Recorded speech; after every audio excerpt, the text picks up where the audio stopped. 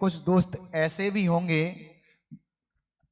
जो दोस्त आपको कभी ना कभी गाली आदि का उपयोग करके संबोधन किया होगा, और जब उन्होंने गाली आदि का संबोधन करके आपसे बोला होगा तो आपने एक चीज का विचार किया। आपने कभी विचार किया कि उन्होंने गाली दी और कभी आपको उनकी गाली बुरी नहीं लगी? क्यों नहीं लगी?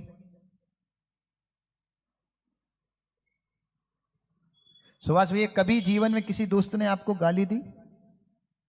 दी ही होगी, नेचुरल सी बात है। अगर कुछ नहीं तो कुत्ता तो चलता ही है शैलेश भैया। जब कोई इतना बोलता है तो आपको बुरा लगा कभी? नहीं लगता। क्या डर रहता है कि दोस्ती ना टूट जाए। दोस्ती टूट गई तो फिर हम बात किससे करेंगे? और आप बताओ, आपने अपने जीवन काल में, पूरे खुद के जीवन काल में जो चीजें आपको नेचुरल रूप से मिली, जैसे आपके माता पिता हैं, आपके भाई बंधु हैं, आपकी पत्नी है, इन लोगों के ऊपर कितने बार आप शब्द बोले? कभी मन में ऐसा लगा कि नहीं यार, ये संबंध बहुत गहरा संबंध है, दोस्ती के संबंध के प्रति इतनी आसक्ति है कि दोस्ती नहीं टूट जाए, इस संबंध के प्रति मन में भाव आए कि ये संबंध नहीं टूट जाए?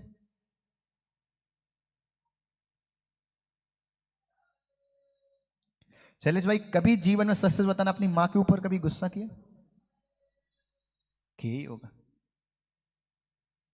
अब बताओ, दोस्त लाइफ में इंपॉर्टेंट है कि मां इंपॉर्टेंट है? लेकिन ध्यान किसका रखते, दोस्त का कि मां का?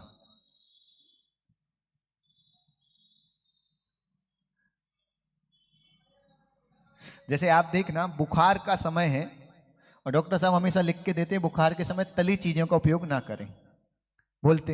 हकीकत बताओ, जब तली चीज सामने आती है तो उस समय डॉक्टर का लिखा हुआ पर्चा इंपोर्टेंट दिखता है कि तली चीजें दिखती हैं? और याद रखना, जो जो चीजें आपको नहीं करनी चाहिए वो सारी चीजें करने के भाव अधिकतर आते हैं। जैसे आपको कभी झूठ नहीं बोलना चाहिए। हकीकत बताओ, सच बोलने के प्रति आपका मन ज्यादा जागृत होता है कि झूठ बोलने के प्रति? आप खुद देखो मां, जो जो चीजें हमें नहीं करनी चाहिए वो चीजें हमारे आकर्षण रूप से हमारे आसपास का वातावरण ऐसा क्रिएट रहता है कि वो सारी चीजें हम करते हैं। आज आचार्य महाराज 4 अनियोगों के आज हमने जीवन में नाम सुने हैं। कल सुत के ज्ञान के 5 भेद बताए थे। उन्होंने कितने बताए थे? कौन कौन से? मति ज्ञान, सुत ज्ञान, अवधि ज्ञान, मना पर्याय ज्ञान और केवल ज्ञान, इतना पता है। लेकिन आचार्य समंतवद्ध स्वामी ने कहा कि ना मति ज्ञान के ऊपर जाओ, ना अवधि ज्ञान के ऊपर जाओ, ना मना पर्याय के पास जाओ, ना केवल ज्ञान। तुम्हारे पास केवल सुत है, उस पर ही फोकस करो।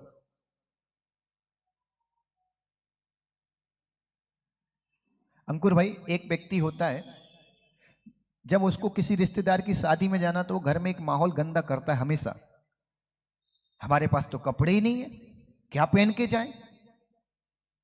माताएं नहीं करती ऐसा, जेंट्सों का बता रहे हैं। कभी सुना डॉक्टर साहब जी वाला डायलॉग कि क्या बोलते हैं हम, हमारे पास कपड़े ही नहीं है तो क्या पहन के जाए? तो हमें लगता है इतना बड़ा बिना बिना ही कपड़े के बड़ा हो गया। आज से लगता है कि इतना बड़ा 30-30, 40-40, 50-50 साल का हो गया, बिना कपड़े के हो गया। मतलब इतने साल तक नंगा ही घूमता रहा। शरद भाई, कभी कोई बोले ना, घर पे बेटे की माँ भी बोले हमारे पास कपड़े नहीं है, तो कहना सच है तो माता जी बन जाओ, 2 साड़ी में काम हो जाएगा। इतनी साड़ी में के बाद भी तुम्हारे पास कम पड़ रहा है, वहां 2 होने के बाद भी उनको परिक्रय लग रहा है। माँ, कभी आपने विचार किया कितनी सूक्ष्म दृष्टि है जैन दर्शन की कि उनके पास 2 साड़ी होती है, हजारों नहीं होती माता जियों के पास। आपके पास हर कलर की 2-2 होती हैं, उसके बाद भी आपको कम लिखती, और उनको 2 में भी ऐसा लगता है कि ये परिग्रह भी क्यों लादे हुए हो, ये परिग्रह भी मेरा छूट जाए।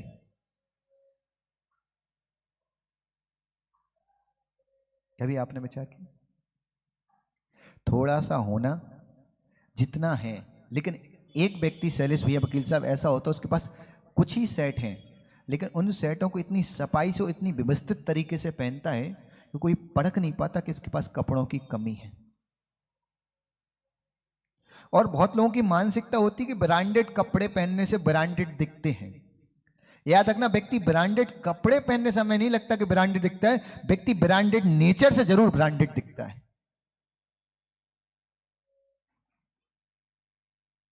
आपका जितना सुंदर नेचर होगा आप उतने सुंदर लगते हैं। और याद रखना, दुनिया में आप खुद ने आपने एक शब्द का यूज हजारों बार किया होगा, नेचुरल ब्यूटी।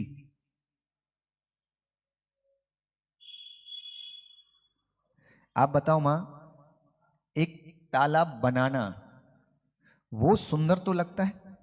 जैसे आपके यहाँ तालाब यहाँ है डेवलप हुआ, आप लोग में कोई ना कोई तो गया होगा, सुंदर लगता कि नहीं? और आप एक जंगल में जाएं और वहां नेचुरल हरियाली हो और नेचुरल पानी हो, वो जाना सुंदर लगता है कि ये जाना सुंदर लगता है? आप विश्वास रखना कि नेचुरल जो ब्यूटी ब्यूटी होती है ना, वो हमेशा सुंदर ही लगती है। तो यहाँ आचार्य महाराज कह रहे कि तुम्हारे पास जो कुछ है उसमें ही संतुष्टि रखो। तुम अवधि मना पर्याय केवल ज्ञान के बारे में घुसो ही मत, इतने डीप में जाओ ही मत, क्या है कैसा है कब मिलेगा। अरे जब मिलेगा तब मिलेगा, अभी जो मिल रहा है उसका तो आनंद लो।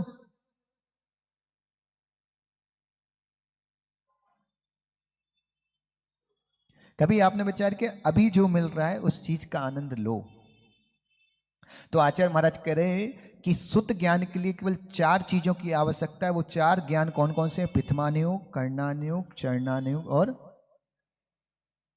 43 नंबर की गाथा में आचार्य महाराज आज हमें प्रथमानुयोग के बारे में बता रहे हैं।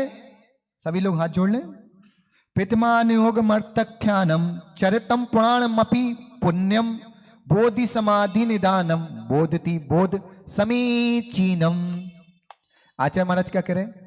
प्रथमानुयोग मर्थख्यानम, लेकिन उन्होंने सबसे लास्ट में एक शब्द का उपयोग किया, समीचीनम। क्या समीचीन मीन्स क्या होता है? सम्यक, प्योर, 100% शुद्ध। मार्केट में जाने के पास किसी पैकेट पे लिखा हो कि इसमें 90% अशुद्धि है, तो आप खरीदोगे क्या? और जिन पैकेटों में लिखा रहता 100% शुद्ध है, क्या वो शुद्ध ही होते क्या?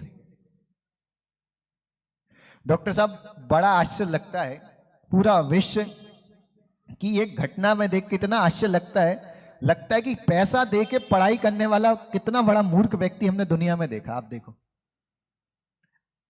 आप देखना दुनिया कितनी बड़ी मूर्ख है। 50 रुपए के एप्पल के जूस की बोतल लाता है, पैकेट लाता है, और उसमें 1-1 लीटर एप्पल का जूस निकलता है, और मार्केट में 150 रुपए का सेवफल है। अब आज तक समझ आता कि 150 रुपए का 1 किलो सेवफल मिल रहा है और 50 रुपए में तुम्हें 1 किलो जूस कैसे दे देगा? और समझदार पढ़े लिखे लोग बड़े स्टैंडर्ड से पीछे, अरे हमने सेवफल का जूस पिया, हमने संतरे का जूस पिया, और उससे महंगा संतरा है मार्केट में, उससे महंगा सेवफल है। फिर भी आज तक समझ में नहीं है कि तुम्हें समझ में नहीं आता कि ये है क्या, क्या पिलाया जा रहा है तुम्हें। और हमारा सिद्धार्थ भाई बड़े चाव से पीता और दिखा के पीता है, देखो महाराज जी हम इस कंपनी का जूस पीते। तो हमारे डॉक्टर साहब भी बेटा और पियो, ज्यादा पियो, जब ही तो हमारे पास आओगे। तुम पियोगे नहीं तो हमारे पास कैसे आओगे? आपने कभी विचार किया, मार्केट में हमारा शाम भाई जाता है डॉक्टर साहब, और 50 रुपए की पाव भाजी की प्लेट खरीदता है, और 50 रुपए की पाव भाजी की प्लेट खरीदता है, और पाव भाजी वाला उसमें 50-50, 100-100 ग्राम बटर डाल के देता है, और जी बड़ा खुश हो जाता है, देखो 100 ग्राम बटर की पाव भाजी खाई। और हमें आज तक समझ में आता है घी 1000 रुपए किलो है, और बटर इतना सस्ता कि 50 रुपए में 100 ग्राम बटर भी डाल के दे रहा है, भाजी भी दे रहा है, पाव भी दे रहा है, और सैलेड भी दे रहा है, और उसमें वो कमा भी ले रहा है।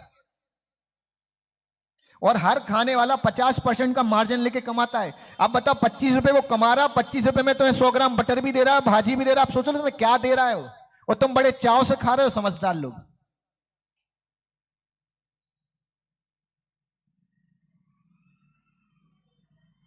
ऐसा नहीं होता मां? हमने नहीं खाए थे, लेकिन आपको खाते हुए तो देखते। ये सौभाग्य हमारे भाग्य में नहीं कि हम खाएं, लेकिन ये सौभाग्य तो कि आपको खाते हुए देखते हैं।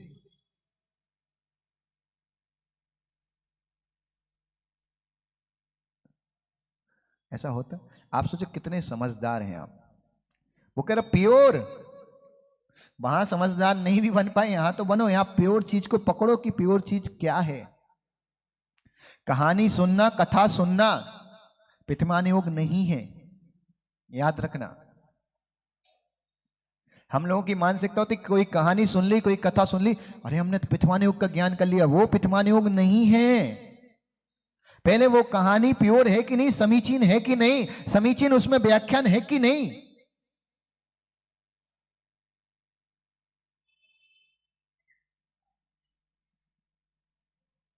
कितनी सारी कहानियां हमें याद हैं और ये भी नहीं पता कि वो समीचीन है कि नहीं, बस कहीं सुनी और हमने सुना दी, हमने सुनी और उसको धारणा में उतार ली। क्या करें? समीचन बोधि, सम्यक बोधि, अर्थख्यानम। अर्थख्यान मीन्स जिसमें धर्म, अर्थ और पुरुषार्थ के कथन हो। किसका कथन हो? धर्म का कथन हो, अर्थ का कथन हो और पुरुषार्थ का कथन हो। धर्म क्या है? सम्यक दर्शन, सम्यक ज्ञान, सम्यक चारित्र धर्म है, जिसमें इन तीनों का कथन हो। अर्थ क्या है? जिसका लास्ट हो, जिसकी लास्ट सिद्धि हो। क्या सिद्धि हो? मोक्ष जिसका लास्ट हो, वो हमारा अर्थ क्या है? हम जैन कुल मिला, हमारा अर्थ क्या है? हम क्या पाना चाहते हैं जैन कुल में लेने के बाद?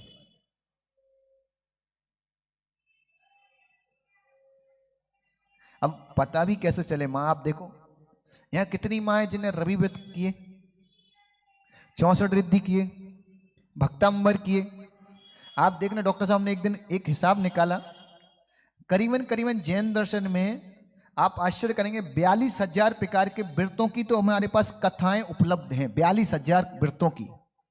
और आप आश्चर्य करेंगे शरद भाई, हमने देखा उसमें से 12-13 व्रत ऐसे हैं जो लोक में बहुत चलते हैं। तो हमें पहले हमने सोचा कि ये व्रत शायद सरल है इसलिए लोक में चलते हैं। बाद में जब हमने उसको डीप में जाके रिसर्च किया तो हमें पता चला कि इन सारे व्रतों की जो कथा है, वो उन कथाओं का फल जिन जिनको मिला वो पैसा मिला है।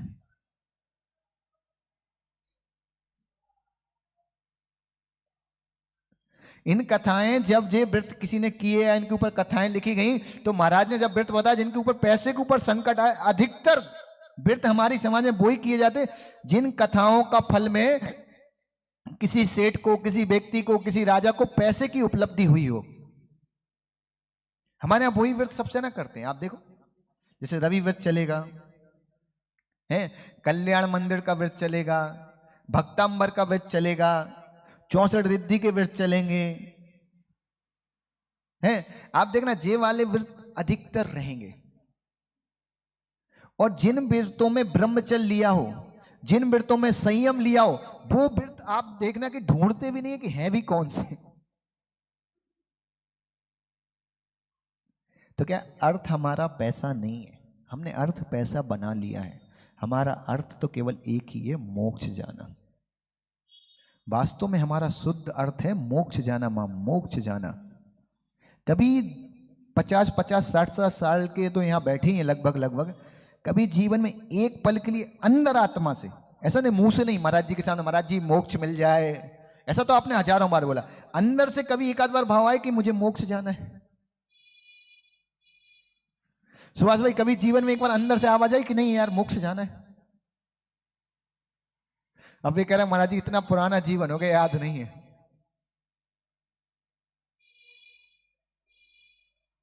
कभी अंदर से आवाज आती कि मोक्ष जाना है? एक बात याद रखना, ये सौभाग्य जैन कुल में ही मोक्ष की परिभाषा है। बाकी किसी भी धर्म और किसी संप्रदाय में मोक्ष है ही नहीं। बैकुंठ के बाद कथा खत्म, और बैकुंठ मीन्स स्वर्ग है। पुरुषार्थ मीन्स होता कैसा कैसा उनने पुरुषार्थ किया, हमें देखना, उससे समझना कि कैसा कैसा उनने हमारे जीवन में पुरुषार्थ किया। और चरित्रम मतलब चरित्र, और पुराणम मतलब पुराण। चरित्र और पुराण में अंतर समझते हैं आप? चरित्र और पुराण दो प्रकार के मिलते हैं। जैसे आपने पढ़ा होगा पद्म पुराण, आदि पुराण, हरिवंश पुराण, उत्तर पुराण, पांडव पुराण, पिदुमन चरित्र, सैनिक चरित्र, नाम सुने? इनमें अंतर क्या होता है पता है सरद भाई?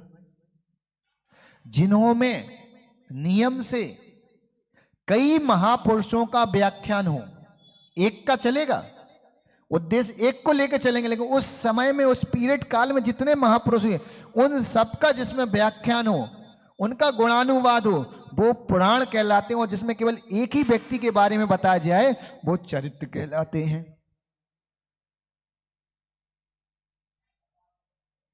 वो क्या है? चरित्र है। और जिनमें सबका व्याख्यान है वो क्या है? पुराण है। और पितमान योगम मतलब पितमान योग को बोधती, जो जानता है, ऐसे पितमान योग को जो जानता है वो क्या करता है? पुण्यम मतलब पुण्य का कारण, और बोधि समाधि निधानम, बोधि और समाधि का खजाना है पितमान योग। हमारे यहाँ तो कई लोग ऐसे बोलते कि पितमान योग क्या पढ़ना, क्या रखा है पितमान योग में? भाई कथा वही कहानी याद रखो, बुरे वक्त पे बड़ा बड़ा ग्रंथ का ज्ञान काम नहीं आएगा वहां, लेकिन कहानी और कथा बहुत काम आती है। जब जब आपके ऊपर कोई संकट आए, माँ कभी पति चिल्ला दे, कभी कोई चिल्ला दे और संकट आए, उस समय आप पितमान योग का पद्म पुराण उठा के वो चैप्टर खोल लें माँ सीता का, कि जो गर्भवती हो और उसको जंगल छुड़वा दिया गया हो, और उस माँ सीता ने उस समय भी भगवान की भक्ति नहीं छोड़ी। याद रखो क्या प्रसंग है वो, आश्चर्यजनक। हर महिला के जीवन में, हर माँ के जीवन में ये प्रसंग हमेशा याद रहना चाहिए। कितांतवत्त सेनापति को राम जी ने आदेश दिया कि तुम जाओ और सीता को जंगल में छोड़ देना, और ऐसे जंगल में छोड़ना, ऐसे जंगल में छोड़ना जहां मनुष्य छोड़ो, मनुष्य की गंध भी नहीं आती, मतलब मनुष्य कभी आया नहीं, ऐसा जंगल ढूंढ के वहां छोड़ना। और जब कितांतवत्त सेनापति ने वहां छोड़ा, पूरी घटना से नहीं है, लेकिन जब वहां छोड़ा और कितांतवत्त सेनापति ने गर्भवती स्त्री, मां सीता गर्भवती थी, आप सोचो गर्भवती अवस्था में जब वहां छोड़ा और उनसे कहा कि प्रभु ने आपको लोक अपवाद के कारण आपका त्याग कर दिया है, तो मां सीता ने ये नहीं कहा कि उनको बोलना कि तुमने गलत किया, एक राजा हो कि रानी का त्याग कर दिया, दोष किया। मां सीता के शब्द थे कि प्रभु श्री राम से एक ही निवेदन करना कि लोक अपवाद के कारण तुमने हमारा त्याग कर दिया, कभी लोक अपवाद हो जाए तो सम्यक धर्म का, जैन धर्म का त्याग मत करना। अगर मानो मां आपके साथ कभी कोई कर देता तो सबसे पहले शैलेश वकील साहब की दुकान चल जाती।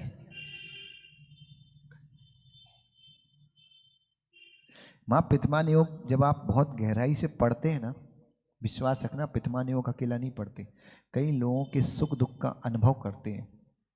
और जब उनके सुख दुख का अनुभव करते हो ना, तो जब आपको एक बहुत गहरी चीज़ सीखने मिलती है कि जब महापुरुषों के जीवन में कष्ट आए और इतने बड़े बड़े कष्ट आए, तो हमारे जीवन में कौन सा बड़ा कष्ट है।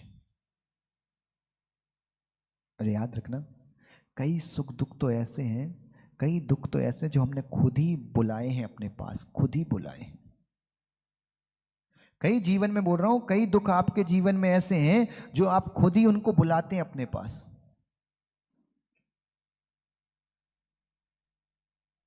कभी आप घर पे भोजन बना रहे, कितनी छोटी छोटी सी चीजें होती हैं। हमारे दर्शन में कितनी अच्छी परंपरा है, हमारे यहाँ झाड़ू लगाने से पहले मना किया है कि अंधेरे में झाड़ू नहीं लगनी चाहिए। आप देखें, एक परंपरा वो है जहां बोल दिया कि अंधेरे में झाड़ू लगाने से लक्ष्मी चली जाती है। हमारा लक्ष्मी नहीं कहा, हमारे यहाँ का जैन दर्शन में कहा है कि अंधेरे में झाड़ू नहीं लगाओ, अंधेरे में झाड़ू लगाओगे सूक्ष्म जीव, चींटी आदि जैसे जीव नहीं दिखेंगे, इसलिए उजाले में झाड़ू लगाओ। उजाले में जब सूर्योदय हो जाए उसके बाद झाड़ू लगाओ तो जीवों की रक्षा हो जाएगा। महावीर को पैसा पसंद नहीं है, महावीर को जीवों की रक्षा पसंद है।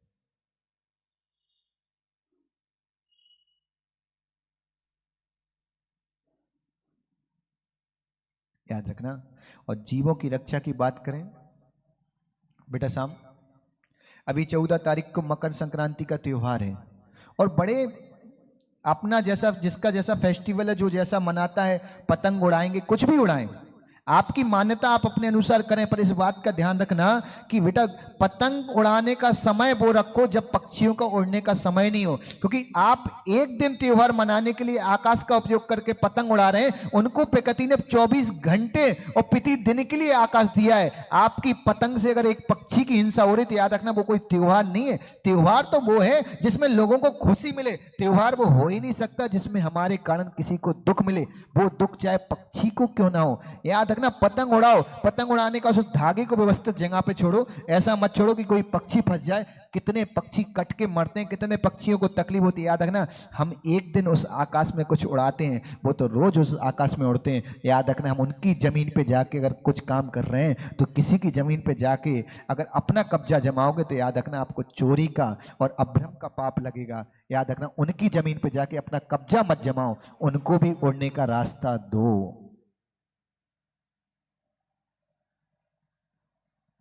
विश्वास रखना,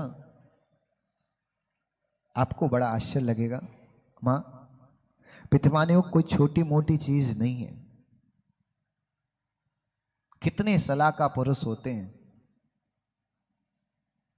कितने सलाह का पुरुष होते हैं? 63 सलाह का पुरुष होते हैं। और पुण्य पुरुष कितने होते हैं?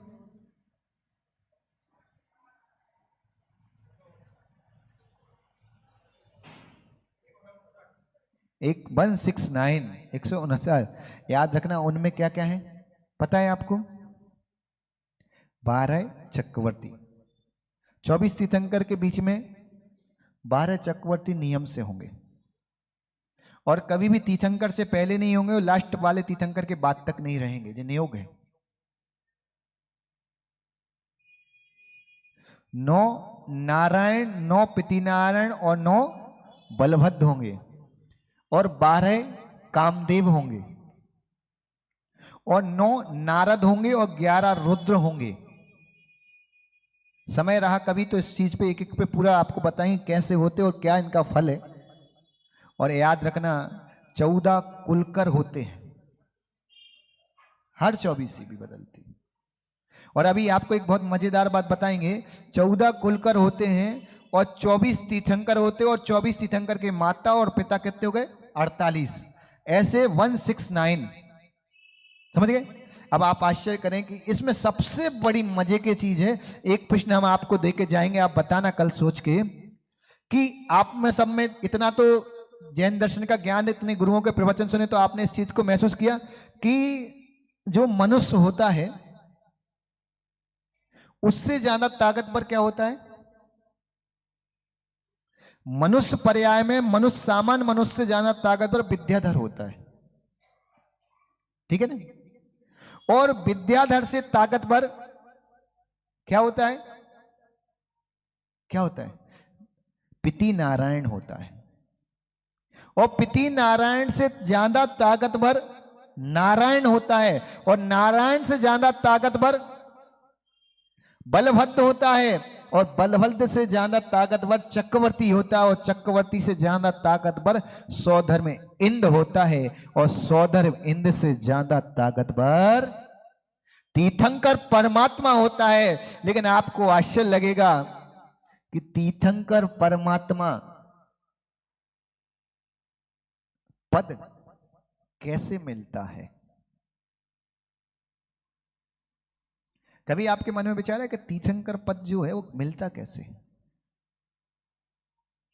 जैसे हम बता रहे हैं, नारायण किसी को बनना है ना डॉक्टर साहब, जैसे उसको अगले जन्म में मान लो नारायण बनने वाला है, तो उसके एक जन्म पहले या तो वो देव रहेगा, उसके पहले या देव पर्याय से आया तो ठीक है, और मनुष्य से गया और दूसरे क्षेत्र में जाके बना तो बात अलग है। अगर वो नारायण बन रहा तो उससे पहले वो उसको मुनि बनना पड़ेगा, और मुनि बन के, मां ऐसा नहीं मुनि बन के, केवल मुनि बन के घोर तपस्या करना पड़ेगी, इतनी घोर तपस्या की आप कल्पना नहीं कर सकते।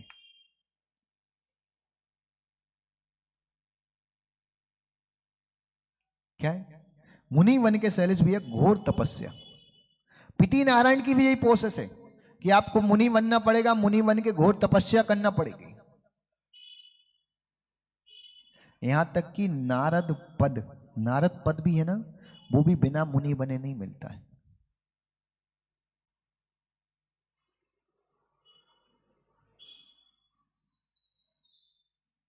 अब आप सोचे इसमें कौन सी मजे की बात है? अभी आपको मजा आएगा। बलभद्र बनने के लिए भी क्या करना पड़ेगा? मुनि बनना पड़ेगा। और ये सारे जो मुनि हैं, नारायण, पिति नारायण और नारद, ये मुनि वो हैं जो मुनि तो बन गए, मुनि बनने का कभी एक पल के लिए इनके मन में बंटी भाई का वैभव देखा, किसी का भी वैभव देखा, उनके मन में काश हम भी जब हमारी साधना का फल मिले और अगली बार हम जब मनुष्य बने तो ऐसे ही वैभवशाली बने। बस वहां वो निदान करने से ये पद मिलते हैं। किसको मिलते? जिनने इतनी साधना की कि समझ लो अगर वो निदान नहीं करते, वो निर्दोष थोड़ा और निर्दोषता से करते तो नियम से उसी भाव से मोक्ष चले जाते। आप क्या सोच रहे हैं? अब आप सोचो कितनी तीव्र चीज को आप कितनी गहराई से पकड़ के रखे हो।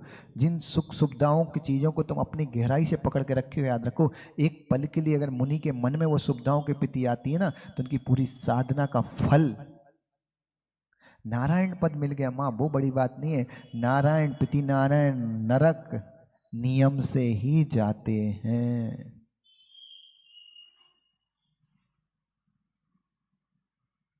नारायण और पिति नारायण नियम से ही नरक जाते हैं।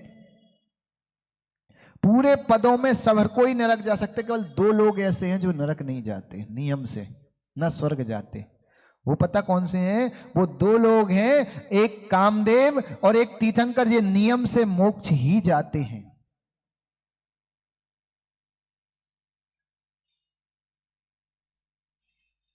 और आपको एक और मजे की बात बताऊं डॉक्टर साहब, कोई मुनि बना और हो सकता है उसने कोई निदान नहीं किया, लेकिन इतनी उत्कृष्ट तपस्या की, इतनी उत्कृष्ट तपस्या की, लेकिन कहीं तपस्या में कहीं दोष लग गया, मन में विकारों के भाव आ गए, कहीं कुछ हो गया, तो वो व्यक्ति मुनि की साधना का फल है कि उसको बलभद्र पद मिलता है। क्या मिलता है? बलभद्र का पद मिलता है। लेकिन एक व्यक्ति जिसने घोर तपस्या की, घोर तपस्या की और कहीं किंचित कजाते थोड़ा बहुत, बिल्कुल से समझ लो कि मोक्ष के बिल्कुल कैटेगरी के बिल्कुल पास में ही था, और वहां जाने से जस्ट पहले उसको थोड़े से परिणाम ऊपर नीचे हो गए, उसका फल है चक्रवर्ती पद। सही कह रहे ना मां? आप सोचो इतनी तपस्या करने वाले को नारायण पिति नारायण बलभद्र चक्रवर्ती नारद जे पद मिलते हैं। यहां तक कि कामदेव पद भी ऐसे ही मिलता है। सुभाष भैया कामदेव पद भी ऐसे ही मिलता है। अब बताओ आप में से कितने लोग हैं जो मुनि बनना चाहते?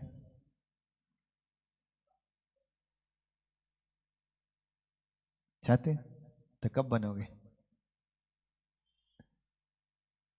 हमारे सुभाष भैया भी बहुत मजेदार आदमी लगे हुए। सुभाष भैया अंकुर घर पे आम आता बेटा? आम है? कभी तुमने देखा तुम्हारी माँ ने गाय वगैरह को आम डाला हो? नहीं देखा तो माँ के पास जाना, समझते ना माँ, इनकी सासू की बेटी, उनके पास जाना, उनसे पूछना माँ आप गाय को कौन सा आम डालती है? जो पापा लेके आते जब वाला डालती है कि जब वो 3-4 दिन बाद क्या होता है? आप अपने शब्दों में बोलना माँ, क्या हो जाता है वो? मतलब देख लिया कि पीस लायक तो बचा ही नहीं और मैंगो शेक लायक भी नहीं बचा। पहले तो प्रयास करते पीस नहीं हो तो मैंगो शेक तो सही। शरद तुम्हारे घर पे नहीं होता कभी ऐसा? होता ही है ना। और जब देख लिया कि कुछ भी नहीं बचा तो फिर क्या करते? चलो गाय को दान कर देते बड़े अच्छे से।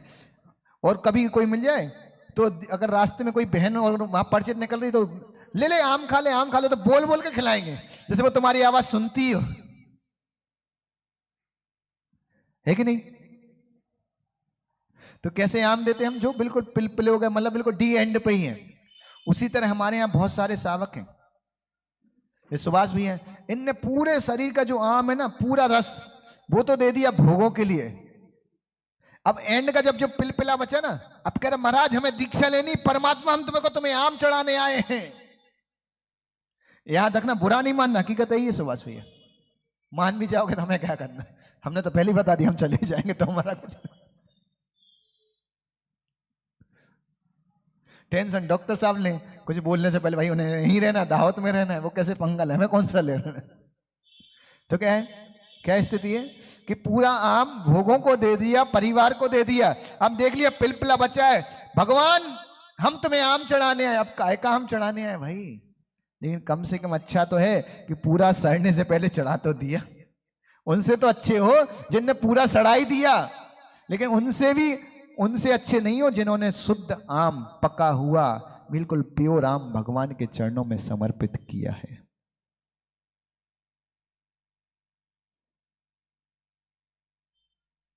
हमें तो लगता वकील साहब ने भी शाम की शादी इसलिए जल्दी करा दी, उन्हें लग रहा था कि महाराज बहुत आते हैं, ऐसा हो ना कहीं ले ही जाए। तो याद रखना ये सारे पद क्या है, मुनि बनने के बाद मिलते हैं। ठीक है, अब आपको मालूम कि आप मुनि भी नहीं बन सकते और बन भी गए तो इतनी उत्कृष्ट तपस्या तो आपको पता ही है आपकी कैपेसिटी। तो ये सारे पद तो आपके हाथ से आपको लगता मिलेंगे? उम्मीद है नहीं है। लेकिन एक पद इनका बाप है, यहां तक कि सौधर्मेंद्र पद भी मुनि बनने के बाद मिलता है, सची इंद्राणी का पद भी आरिका बनने के बाद मिलता है। मां है कि नहीं? गलत तो नहीं बोल रहे? जो आरिका इतनी घोर तपस्या करती है कि स्त्री पर्याय का क्षय कर लेने का बिल्कुल पुरुषार्थ कर लेती, वो आरिका ही सची बनती और सची बनने के बाद तीर्थंकर का प्रथम दर्शन करते साथ स्त्री पर्याय का क्षय कर देती है। ये भगवान के दर्शन की महिमा है। एक सची पहला ग्रस्त व्यक्ति, ग्रस्त बालक का दर्शन करने से स्त्री पर्याय का क्षय कर सकती है। आप तो सोचो, आप मोक्षगामी तीर्थंकर के दर्शन करते हैं, आप कितने कर्मों का क्षय कर सकते हैं, लेकिन आज तक नहीं हुआ, इसका मतलब हम पे दर्शन हुआ ही नहीं। लेकिन एक चीज बताओ, तीर्थंकर बनने के लिए, शैलेश भैया आप तो थोड़े ज्ञानी हैं, तीर्थंकर बनने के लिए पूर्व में मुनि बनना आवश्यक है? 16 कारण भावना आवश्यक है काका जी, मुनि बनना आवश्यक है क्या? नहीं नहीं, तीर्थंकर पर्याय में नहीं, तीर्थंकर प्रकृति के बंद के लिए पूछ रहा हूं, पहले मुनि बनना आवश्यक है क्या? रावण मुनि बना, सैनिक मुनि बना, तीर्थंकर प्रकृति का बंद किया, तो ये तो तुम मुनि की कैटेगरी में हो ना, रावण वाली सैनिक वाली कैटेगरी में तो आती हो। अब आप एक चीज को यहां विचार करके आना कल कि तीर्थंकर प्रकृति के लिए मुनि बनने की आवश्यकता नहीं है, 16 कारण भावना है, हमने सुनी है, 16 कारण भावनाओं की भी आवश्यकता नहीं है।